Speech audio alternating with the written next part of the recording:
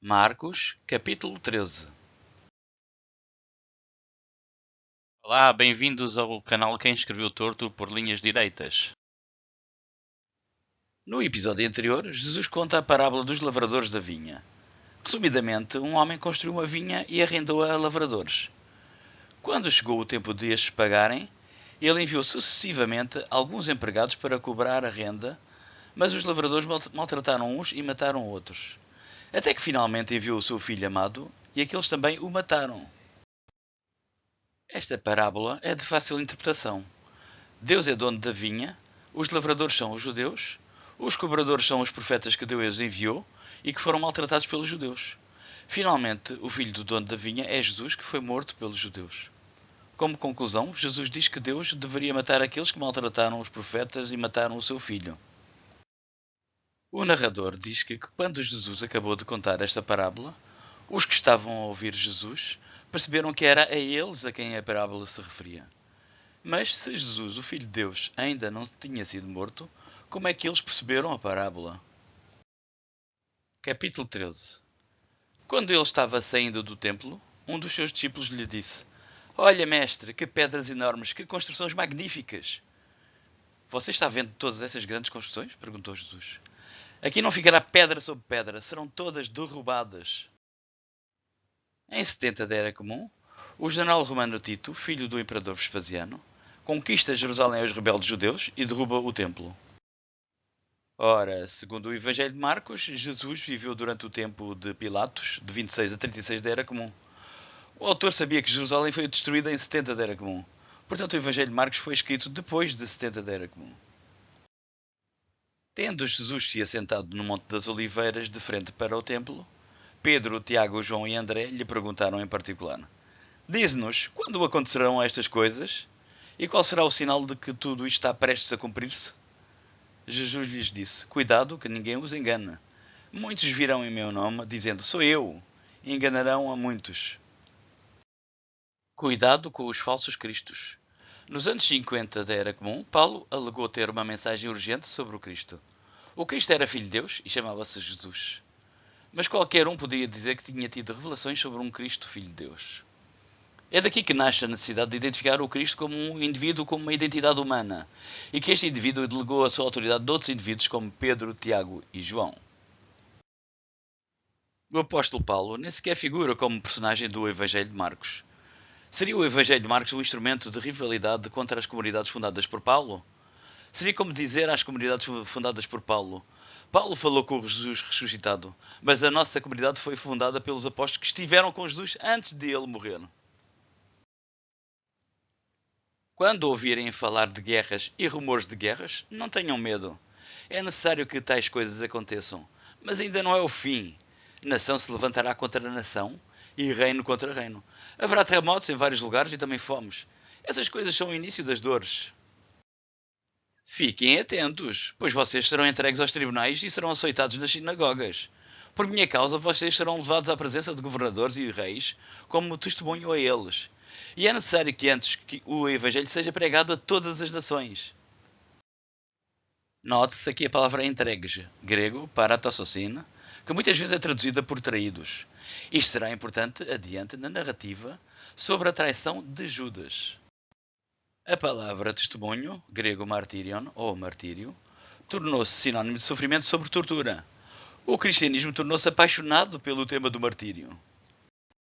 Sempre que forem presos e levados a julgamento, não fiquem preocupados com o que vão dizer. Digam tão somente o que lhes for dado naquela hora, pois não serão vocês que estarão falando, mas o Espírito Santo. O irmão trairá seu próprio irmão, entregando-o à morte, e o mesmo fará o pai a seu filho.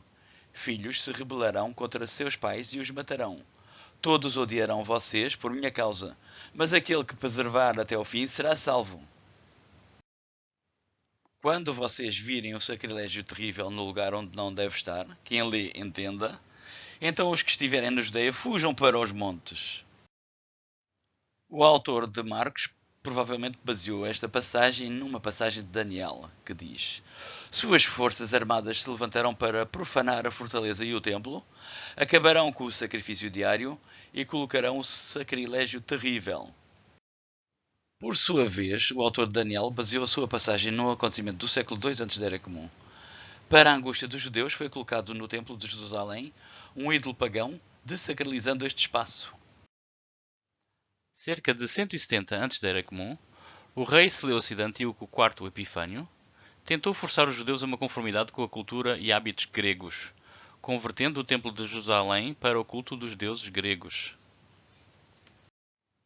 Quem estiver no telhado de sua casa não deixa nem entra em casa para tirar dela coisa alguma.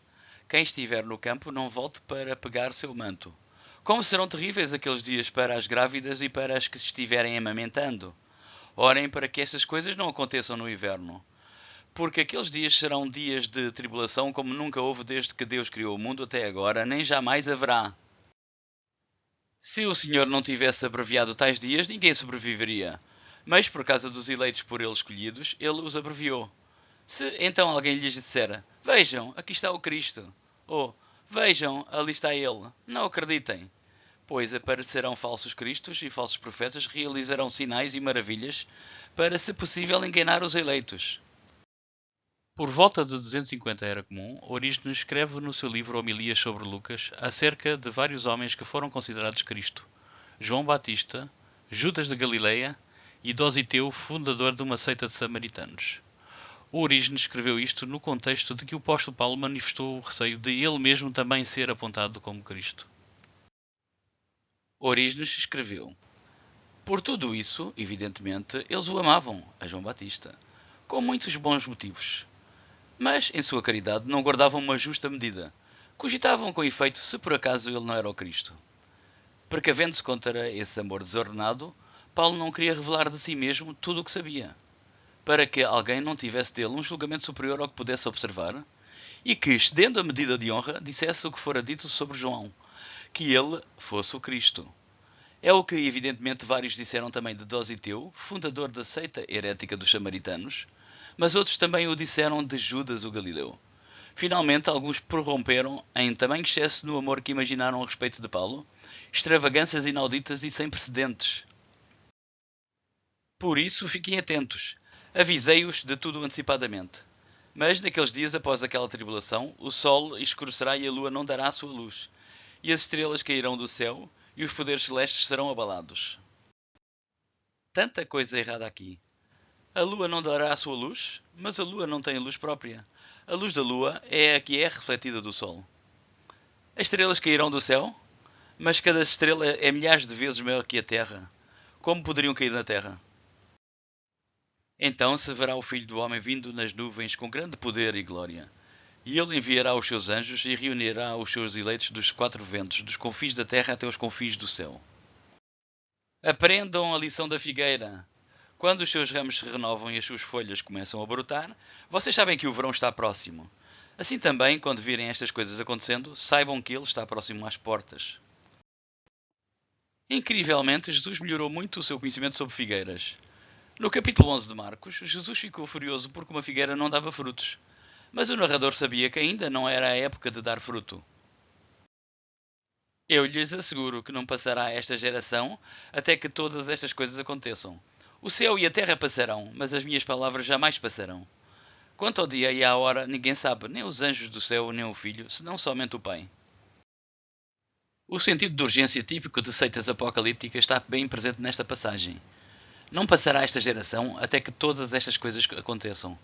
Ao longo dos séculos surgiram denominações que acharam que a palavra geração era respeitante ao tempo de cada uma delas. O equivalente moderno destas missivas de teor urgente são as mensagens de phishing e de scam. Dão ao receptor uma sensação de missão urgente que eles deverão executar o mais rápido possível. Fiquem atentos, vigiem, vocês não sabem quando virá esse tempo. É como um homem que sai de viagem. Ele deixa a sua casa, encarrega de tarefas cada um dos seus servos e ordena ao porteiro que vigie. Portanto, vigiem, porque vocês não sabem quando o dono da casa voltará. Se à tarde, se à meia-noite, ao cantar do galo ou ao amanhecer. Se ele vier de repente, que não os encontre dormindo. O que lhes digo, digo a todos: vigiem.